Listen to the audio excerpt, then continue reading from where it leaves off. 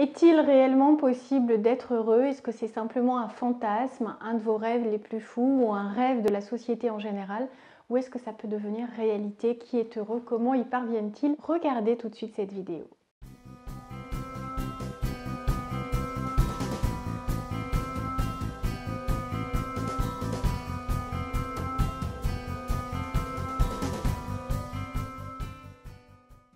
Bonjour à tous, je m'appelle Valérie Sauvage, je suis coach de vie. Vous pouvez me découvrir sur le site challengeyourself.fr et sur cette chaîne à laquelle je vous invite à vous abonner. C'est totalement gratuit, c'est le petit bouton rouge comme ma veste. Vous voyez, c'est pour favoriser le nombre d'abonnements cette vidéo. Je vous influence avec ma veste rouge pour que vous ayez envie de cliquer sur ce petit bouton.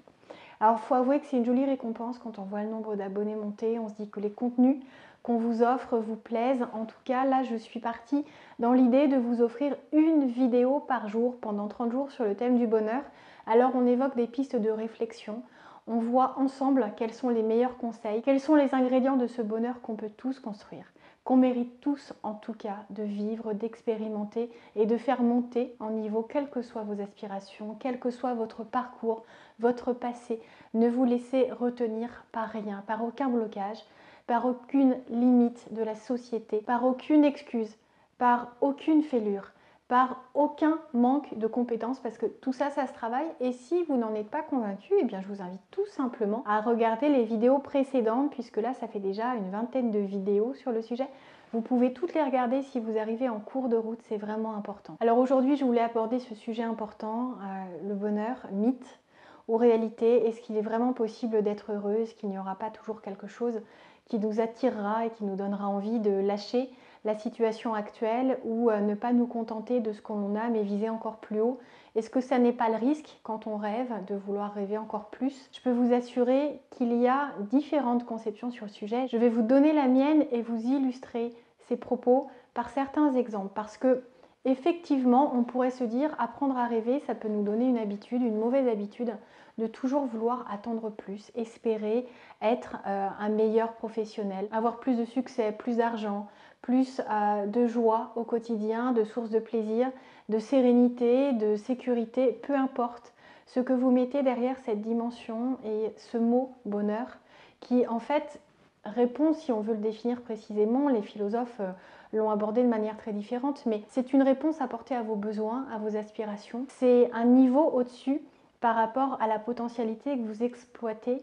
C'est une construction en étant pleinement libre de vos choix. C'est une manière de repenser votre vie en étant en commande, en vous posant les bonnes questions, en sachant quels sont les objectifs que vous cherchez à atteindre et pourquoi, ce qui vraiment vous animera au quotidien pendant les semaines, les mois, les années à venir. Et comment construit-on le bonheur? Parce que le bonheur se construit, il ne tombe pas du ciel, on ne naît pas heureux et on ne reste pas heureux toute sa vie. Il y a des étapes dans la vie, il y a des combats parfois à mener. On a tous eu des combats à mener, ou en tout cas presque tous. Et il faut faire avec sa personnalité, avec ses failles, avec ses fêlures, avec certaines compétences que l'on n'a pas de manière aussi développée que d'autres personnes. Ça semble peut-être plus facile pour certains, ça semble peut-être impossible pour nous. Ce qui compte, c'est de savoir comment procéder.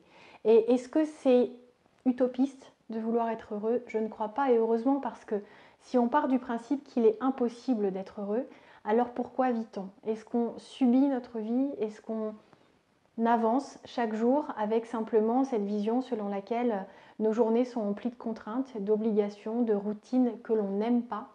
Dans ces cas-là, je ne vois pas bien l'intérêt de me lever le matin et je peux vous dire que j'ai expérimenté ça. Quand j'avais 25 ans environ, j'ai eu une période de flottement qui ne me donnait absolument pas envie de me lever le matin et je m'abrutissais de télé, de séries jusqu'à me coucher à des heures impossibles pour me réveiller le plus tard possible dans la journée pour avoir cette impression que la journée durait le moins longtemps possible.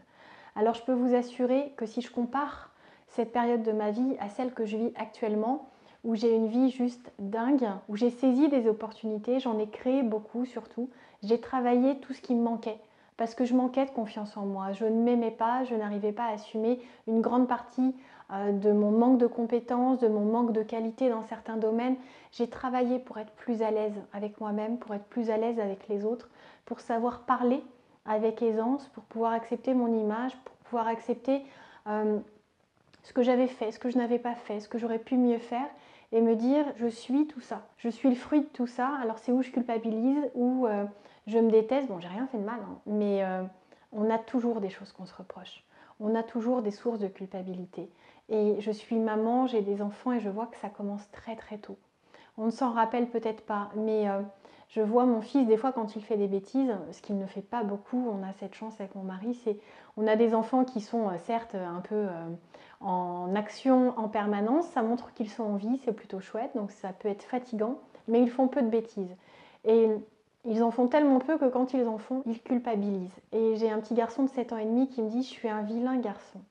Et je veille vraiment à l'aider à assumer ces comportements qui effectivement sont des fois pas très appropriés, mais à surtout ne pas favoriser cette culpabilité qui peut nous envahir et nous priver du bonheur. Alors, est-ce que c'est un mythe? Est-ce que c'est une réalité? C'est quelque chose qui se construit. Le bonheur, c'est quelque chose qui se construit, dans lequel je crois beaucoup parce que je l'expérimente. Parce que oui, je peux dire aujourd'hui, je suis heureuse.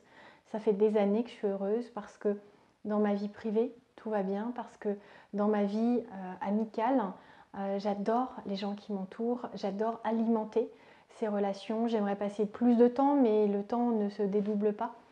J'aimerais passer plus de temps avec eux, mais j'ai beaucoup de travail. J'ai déjà 2 sociétés, j'en crée une 3e. J'aime aider, j'aime apporter, j'aime découvrir, me dépasser. Et il y a plein de choses que je ne fais pas, plein de choses que je ne sais pas, plein de choses dans lesquelles je ne suis pas compétente, mais pourtant je suis heureuse. Parce que j'ai une vision optimiste de la vie, parce que j'aime les gens, je pars du principe qu'ils sont bienveillants, que ceux qui n'agissent pas en ce sens ont sans doute des raisons de le faire. Et mon but, c'est plutôt que de les blâmer, de faire preuve de compassion à leur égard. Et pour autant, il y a des gens qui m'ont blessée, il y a des gens qui ont cherché à m'atteindre, mais je ne veux pas rentrer dans ce combat-là. Je ne veux pas perdre ma tranquillité d'esprit, perdre la personne que je suis et ce que j'ai travaillé pour être aussi fière de moi que possible, aussi à l'aise avec la personne que je suis. Et je suis loin d'être parfaite, j'ai plein de défauts. Mais du coup, ce qui est important, c'est de réussir à s'accepter. Et c'est de réussir à construire un bonheur qui nous correspond pleinement. Et vous pouvez le faire aujourd'hui. Si je vous parle beaucoup de moi, c'est parce que j'ai beaucoup de personnes qui m'ont dit « mais ça a l'air facile pour vous, vous avez l'air heureuse ». Certains pensent que je l'ai toujours été et c'est pour ça que je me livre beaucoup plus. Alors j'espère que ça ne vous gêne pas. Vous avez peut-être envie que je vous parle beaucoup plus de vous, que je sois très factuelle, très axée sur la pratique. Mais j'avais envie de vous offrir plus que ce que je vous ai déjà offert. Une partie de moi parce que je me livre, parce que ça ne plaira pas à tout le monde, mais si ça peut en aider d'autres, et bien même une personne, j'aurai atteint mon objectif parce que je veux vraiment que vous compreniez que votre bonheur, il est entre vos mains. C'est à vous de décider si ça reste un pur fantasme ou si vous faites ce qu'il faut pour transformer vos rêves, ce bonheur que vous imaginez au plus profond de votre cœur et de votre esprit, si vous le transformez en réalité. Parce que ça n'est que du pas à pas. Il suffit de savoir ce que vous voulez pour savoir comment on va le mettre en place. Et ne restez pas seul si vous ne savez pas comment procéder.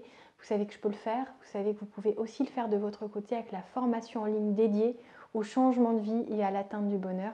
Alors prenez soin de vous et surtout abonnez-vous à cette chaîne parce que vous allez encore avoir gratuitement accès à énormément de contenu, de conseils, de réflexions qui vont vous permettre de vous interroger.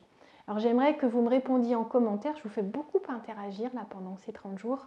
Dites-moi en commentaire si selon vous, le bonheur est atteignable et puis ceux qui l'ont atteint, dites-le moi, marquez-le moi, vous donnerez aussi beaucoup d'espoir à ceux qui sont sur ce chemin, en pleine quête, en pleine interrogation et qui ne savent pas si ça vaut la peine de fournir suffisamment d'efforts pour essayer de faire évoluer, de faire avancer leur vie et puis leur degré de bonheur, de sérénité, de sécurité, de peu importe ce que vous mettez derrière cette notion de bonheur. Prenez soin de vous. Si vous avez aimé ce contenu, montrez-le moi avec un petit pouce j'aime. On se retrouve demain, alors faites en sorte d'être heureux d'ici là.